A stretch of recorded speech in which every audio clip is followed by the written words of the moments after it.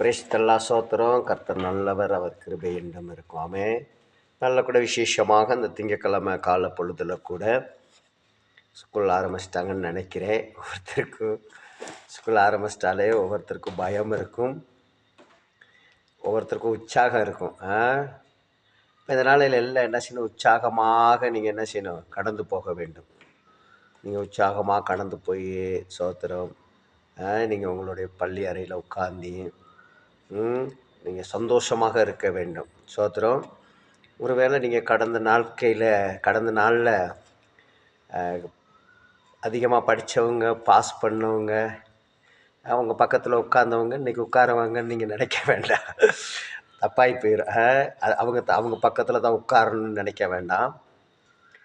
அவங்க ஒருவேளை கிளாஸ் மாறி போகலாம், இல்லை ஊர் மாறி போயிருக்கலாம். புரியுதா? அதை நீங்கள் கவனமாக புரிந்து கொள்ள. ஊர் மாதிரி கூட போயிருக்கலாம். அவங்களோட தான் உட்காரணும், அவங்களோட தான் படிக்கணும், அதான் என் ஃப்ரெண்ட்ஸுன்னு நீங்கள் நினைக்காதபடி நீங்கள் தேவனுடைய சமூகத்தில் ஒப்பு கொடுத்து உங்கள் படிப்பை நீங்கள் நல்லா கவனிக்க வேண்டும். உங்களுடைய படிப்பை நல்லா கவனிக்க வேண்டும். ஒருவேளை உங்கள் பக்கத்தில் உட்காந்துருந்த பொண்ணாக இருக்கட்டும், பையனாக இருக்கட்டும், பாஸ் பண்ணி முதல் மார்க்கில் வந்திருக்கலாம்ல, அது ஒரு சந்தோஷமாக இருக்கும்ல. அதே சந்தோஷத்தை இன்றைக்கி இந்த காலப்பொழுதில் நீங்கள் அப்படி தொடங்க வேணும். அதே ஒரு சந்தோஷம். நீங்கள் ஏதாவது முயற்சி பண்ணி பாருங்களேன், இவ்வளோ தோல்வியே இருக்காது. முயற்சி பண்ணணும், ட்ரை பண்ணணும். அதில் தோல்வி இருக்காது. அந்த நிலைமைக்கு வாழ்வேன், ஹை லெவலுக்கு போவேன், அதிகமான காரியங்களை நான் படித்து மார்க் வாங்கி அதிகமான அவார்டுகள் வாங்குவேன் நீங்கள் சொல்லி விசுவாசத்தோடு போய் பாருங்கள்.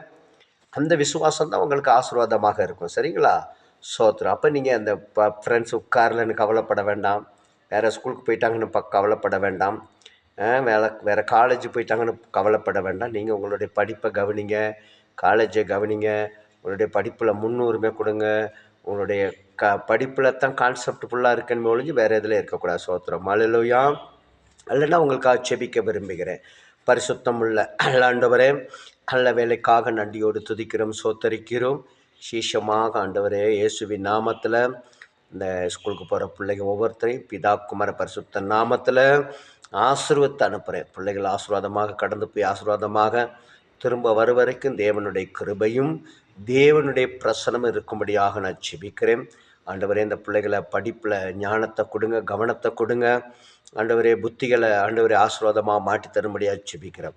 ஆண்டவரே, எங்கள் பிள்ளைங்க படிக்கிற ஸ்கூலுக்காக இருக்கட்டும், இடங்களுக்காக இருக்கட்டும், கிராமத்துக்காக இருக்கட்டும், நல்ல பேர் வாங்குகிற பிள்ளைகளாக மாற தேவன் உதவி செய்யும்படியாக ஜெபிக்கிறோம். இது எல்லா பிள்ளைகளுக்காக நான் ஜெபிக்கிறேன். ஆண்டவரே, எல்லா ஜனங்களுக்காக, எல்லா பிள்ளைகளுக்காக